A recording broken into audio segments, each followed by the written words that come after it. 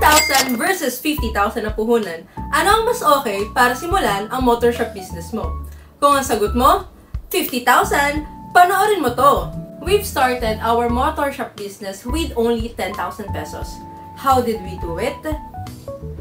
First, you have to acknowledge na meron ka lang 10,000. And with that time, yun lang yung meron kami. So, with that type of acknowledgement, ang ginawa namin, sinamahan namin siya ng dedication, sipag, tiyaga, at madaming dasal. Nagsimula kami with selling of domino handle grips.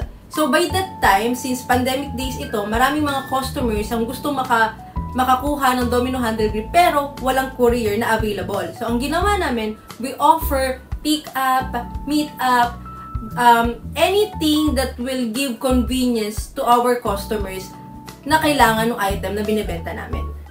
So, kita mo, di ba, bossing? Sa tulong ng sipag, tiyaga, at dasal, nakakuha kami ng mga loyal na customers na hanggang ngayon ay patuloy na sumusuporta sa amin.